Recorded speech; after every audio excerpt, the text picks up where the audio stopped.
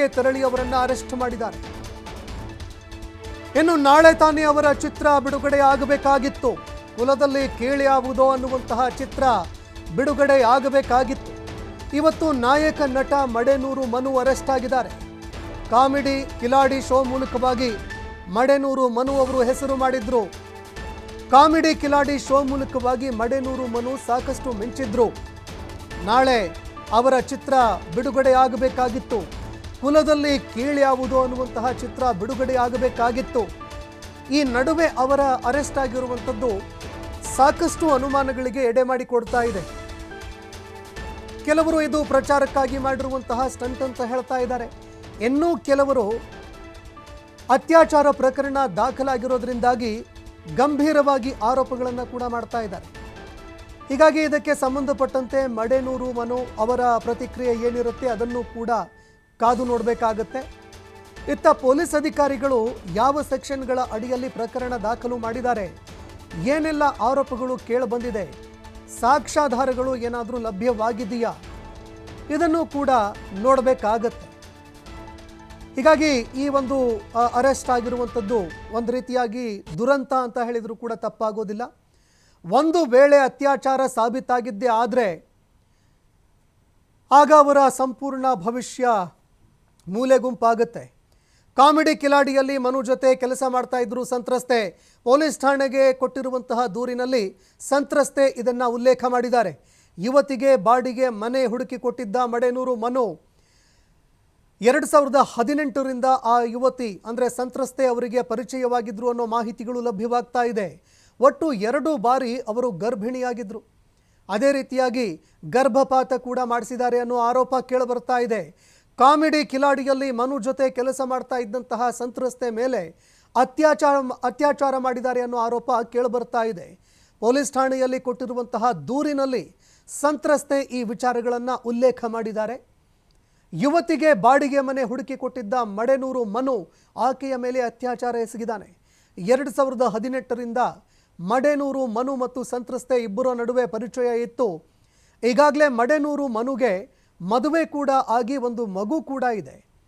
ಇನ್ನು ಅದೇ ರೀತಿಯಾಗಿ ಕಾರ್ಯಕ್ರಮವೊಂದಕ್ಕೆ ತೆರಳಿದ್ದಂತಹ ಸಂದರ್ಭದಲ್ಲಿ ಅತ್ಯಾಚಾರ ಮಾಡಿದ್ದಾರೆ ಅನ್ನೋ ಆರೋಪ ಕೇಳಿಬರ್ತಾ ಇದೆ.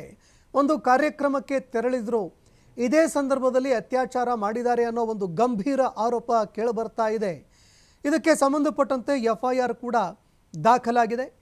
FIRನಲ್ಲಿ ಒಂದು ಕಾರ್ಯಕ್ರಮಕ್ಕೆ ಹೋಗಿದ್ದೆ ನಾನು, ಅದೇ ಸಂದರ್ಭದಲ್ಲಿ ಅತ್ಯಾಚಾರ ಮಾಡಿದ್ದಾನೆ ಅನ್ನುವಂತಹ ಒಂದು ಆರೋಪ ಸಂತ್ರಸ್ತೆ ಮಾಡಿದ್ದಾರೆ.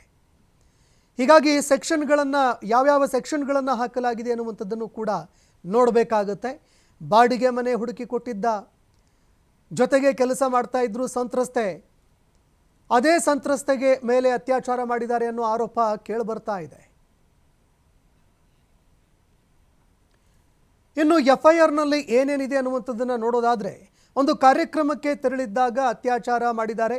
2018ರಲ್ಲಿ ಯುವತಿಯ ಪರಿಚಯ ಆಗತ್ತೆ. ಸಂತ್ರಸ್ತೆ 2 ಬಾರಿ ಗರ್ಭಿಣಿಯಾಗಿದ್ದರು. 2 ಬಾರಿಯೂ ಗರ್ಭಪಾತ ಮಾಡಿಸಿದ್ದಾರೆ.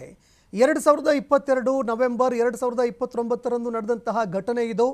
ಶಿವಮೊಗ್ಗದ ಶಿಕಾರಿಪುರ ಕಾರ್ಯಕ್ರಮಕ್ಕೆ ತೆರಳಿದ್ದಾಗ ಅತ್ಯಾಚಾರ ಆಗಿದೆ. ಹಾಸ್ಯ ಕಾರ್ಯಕ್ರಮವೊಂದಕ್ಕೆ ಒಟ್ಟಿಗೆ ಹೋಗಿದ್ರು ಸಂತ್ರಸ್ತೆ ಹಾಗೂ ಮನು. ಕಾರ್ಯಕ್ರಮದ ಬಳಿಕ ರೂಮ್ಗೆ ಆರೋಪಿ ಮಡೆನೂರು ಮನು ಕರೆದಿದ್ರು ಅನ್ನೋ ಆರೋಪ ಮಾಡಿದ್ದಾರೆ. ಸಂಭಾವನೆ ನೀಡುವ ನೆಪದಲ್ಲಿ ರೂಮ್ಗೆ ಕರೆದು ಮಡೆನೂರು ಮನು ಅತ್ಯಾಚಾರ ಎಸಗಿದ್ದಾರೆ. ರೂಮ್ಗೆ ಬಂದ ಬಳಿಕ ಸಹ ಕಲಾವಿದೆ ಮೇಲೆ ಅತ್ಯಾಚಾರ ಮಾಡಿದಾರಂತೆ. 2022 ನವೆಂಬರ್ 29ರಂದು ನಡೆದಿರುವಂತಹ ಘಟನೆ ಇದು. ಶಿವಮೊಗ್ಗದ ಶಿಕಾರಿಪುರದ ಕಾರ್ಯಕ್ರಮಕ್ಕೆ ತೆರಳಿದ್ದಾಗ ಸಂತ್ರಸ್ತೆ ಮೇಲೆ ಅವರು ಅತ್ಯಾಚಾರ ಮಾಡಿದ್ದಾರೆ ಅನ್ನೋ ಆರೋಪ ಕೇಳಿಬರ್ತಾ ಇದೆ. ಒಂದು ಹಾಸ್ಯ ಕಾರ್ಯಕ್ರಮಕ್ಕೆ ಸಂತ್ರಸ್ತೆ ಹಾಗೂ ಮನು ಇಬ್ಬರು ಹೋಗಿದ್ರು. ಕಾರ್ಯಕ್ರಮ ಮುಗಿಯತ್ತೆ. ಕಾರ್ಯಕ್ರಮ ಮುಗಿದಾದ ಬಳಿಕ ಇವರು ಅತ್ಯಾಚಾರ ಮಾಡಿದ್ದಾರೆ ಅನ್ನೋ ಆರೋಪ ಮಾಡಿದ್ದಾರೆ. ಸಂಭಾವನೆ ನೀಡುವಂತಹ ನೆಪ ಒಡ್ಡಿ ತಮ್ಮ ರೂಮ್ಗೆ ಕರೆಸ್ಕೊಂಡಿದ್ರಂತೆ. ಅದೇ ಸಂದರ್ಭದಲ್ಲಿ ಸಂತ್ರಸ್ತೆ ರೂಮ್ಗೆ ಹೋದಂತಹ ಸಂದರ್ಭದಲ್ಲಿ ಸಂತ್ರಸ್ತೆ ಮೇಲೆ ಅತ್ಯಾಚಾರ ಎಸಗಿದ್ದಾರೆ ಅನ್ನೋ ಮಾಹಿತಿಗಳು ಲಭ್ಯವಾಗ್ತಾ ಇದೆ. ಇನ್ನು FIRನಲ್ಲಿ 2022 ನವೆಂಬರ್ 29 ಅಂತ ತಾರೀಕು ಕೂಡ ಅದರಲ್ಲಿ ಮೆನ್ಷನ್ ಮಾಡಿದ್ದಾರೆ. ಹೀಗಾಗಿ ತುಂಬ ಹಳೆಯ ಪ್ರಕರಣ ಕೂಡ ಹೌದಿದು. ಯಾಕಂದರೆ ಏನಾದರೂ ಸಮೀಪದಲ್ಲಿ ಏನಾದರೂ ಆಗಿದ್ದರೆ ಅದಕ್ಕೆ ಸಂಬಂಧಪಟ್ಟಂತೆ ಸಾಕ್ಷ್ಯಾಧಾರಗಳು ಲಭ್ಯವಾಗಬಹುದಾಗಿತ್ತು. ಇದಕ್ಕೆ ಸಂಬಂಧಪಟ್ಟಂತೆ ಸಂತ್ರಸ್ತೆ ಏನೆಲ್ಲ ಸಾಕ್ಷ್ಯಾಧಾರಗಳನ್ನು ಕೊಟ್ಟಿದ್ದಾರೆ ಅದನ್ನು ಕೂಡ ಕಾದು ನೋಡಬೇಕಾಗತ್ತೆ. ಯಾಕಂದರೆ ಅತ್ಯಾಚಾರದಂತಹ ಒಂದು ಗಂಭೀರ ಆರೋಪ ಮಾಡಿದ್ದಾರೆ. ಇದರ ಜೊತೆಗೆ ಯಾವಾಗ ಎಲ್ಲಿ ಅತ್ಯಾಚಾರ ಆಗಿತ್ತು ಅದಕ್ಕೂ ಸಂಬಂಧಪಟ್ಟಂತೆ ಮಾಹಿತಿ ಕೊಟ್ಟಿದ್ದಾರೆ. ಹೀಗಾಗಿ ಇದಕ್ಕೆ ಸಂಬಂಧಪಟ್ಟಂತೆ ಸಾಕ್ಷ್ಯಾಧಾರಗಳನ್ನು ಏನು ಕೊಟ್ಟಿದ್ದಾರೆ ಅದನ್ನು ಕೂಡ ಕಾದು ನೋಡಬೇಕಾಗತ್ತೆ. ಯಾಕಂದರೆ 2022 ನವೆಂಬರ್ನಲ್ಲಿ ನಡೆದಿರುವಂತಹ ಅತ್ಯಾಚಾರ ಅದನ್ನು ಪುಷ್ಟೀಕರಿಸೋದಕ್ಕೆ, ಅದನ್ನು ಸಾಬೀತುಪಡಿಸೋದಕ್ಕೆ ಬಲವಾದ ಸಾಕ್ಷಿ ನೀಡಬೇಕಾಗತ್ತೆ. ಹೀಗಾಗಿ ಇದಕ್ಕೆ ಸಂಬಂಧಪಟ್ಟಂತೆ ಯಾವ ಸಾಕ್ಷ್ಯಾಧಾರಗಳನ್ನು ನೀಡಲಾಗುತ್ತೆ ಅನ್ನುವಂಥದ್ದನ್ನು ಕೂಡ ಕಾದು ನೋಡಬೇಕಾಗತ್ತೆ. ಆದರೆ FIRನಲ್ಲಿ ಹಲವಾರು ವಿಚಾರಗಳನ್ನು ಅವರು ಪ್ರಸ್ತಾಪ ಮಾಡಿದ್ದಾರೆ. ಒಂದು ಹಾಸ್ಯ ಕಾರ್ಯಕ್ರಮಕ್ಕೆ ಒಟ್ಟಿಗೆ ಹೋಗಿದ್ದರು. 2022 ನವೆಂಬರ್ನಲ್ಲಿ ನಡೆದಂತಹ ಘಟನೆ ಇದು. ಹಾಸ್ಯ ಕಾರ್ಯಕ್ರಮಕ್ಕೆ ಹೋಗಿದ್ದಂತಹ ಸಂದರ್ಭದಲ್ಲಿ ಸಂಭಾವನೆ ನೀಡುವ ವಿಚಾರಕ್ಕೆ ಸಂಬಂಧಪಟ್ಟಂತೆ ಅವರ ರೂಮ್ಗೆ ಕರೆಸಿಕೊಂಡಿದ್ದರು. ರೂಮ್ಗೆ ಬಂದ ಬಳಿಕ ಸಂತ್ರಸ್ತೆ ಮೇಲೆ ಅತ್ಯಾಚಾರ ಮಾಡಿದ್ದಾರೆ ಅನ್ನುವಂತಹ ಗಂಭೀರ ಆರೋಪ ಇದೀಗ ಸಂತ್ರಸ್ತೆ ಮಾಡಿದ್ದಾರೆ. ಇದರ ಜೊತೆಗೆ FIRನಲ್ಲಿ ಈ ವಿಚಾರಗಳನ್ನು ಉಲ್ಲೇಖ ಮಾಡಿದ್ದಾರೆ. ಹೀಗಾಗಿ ಇದಕ್ಕೆ ಸಂಬಂಧಪಟ್ಟಂತೆ ಮಡೇನೂರು ಮನು ಅವರು ಏನು ಹೇಳ್ತಾರೆ, ಅದೇ ರೀತಿಯಾಗಿ ಸಂತ್ರಸ್ತೆ ಇದಕ್ಕೆ ಸಂಬಂಧಪಟ್ಟಂತೆ ಏನೆಲ್ಲ ಒಂದು ಸಾಕ್ಷ್ಯಾಧಾರಗಳನ್ನು ಒದಗಿಸಿ ಕೊಡ್ತಾರೆ ಅನ್ನುವಂಥದ್ದನ್ನು ಕಾದು ನೋಡಬೇಕಾಗುತ್ತೆ.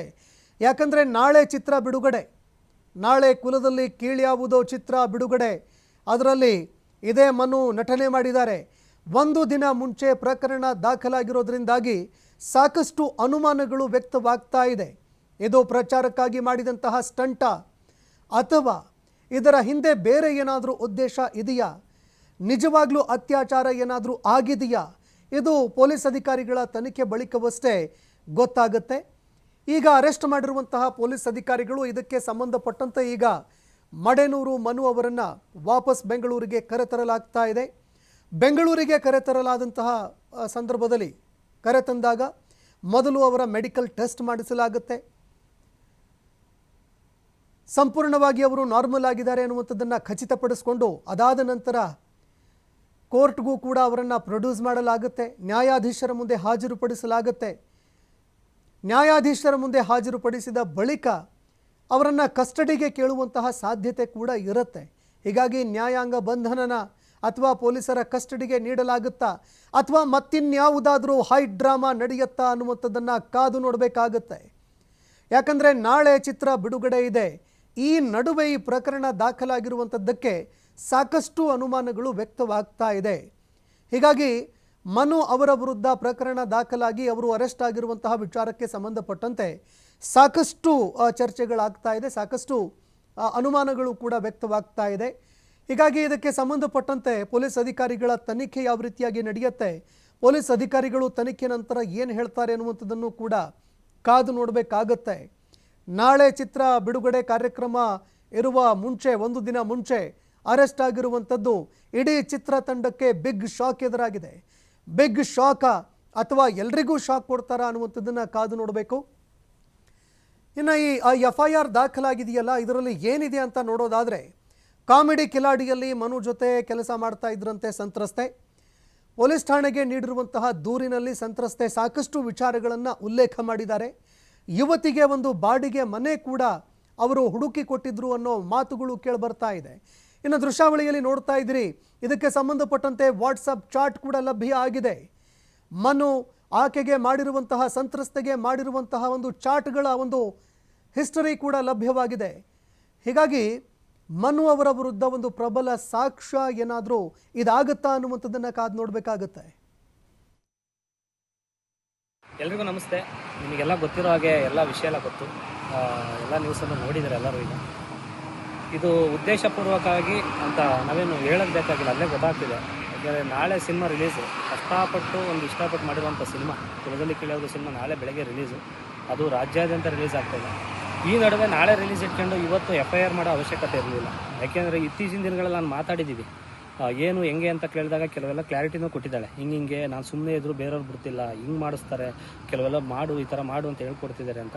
ಅವ್ರು ಯಾರ್ಯಾರು ಹೇಳ್ಕೊಡ್ತಾರೆ ಅನ್ನೋದು ನನ್ನ ಹತ್ರ ಬಾಯ್ಬಿಟ್ಟಿದ್ದಾಳೆ.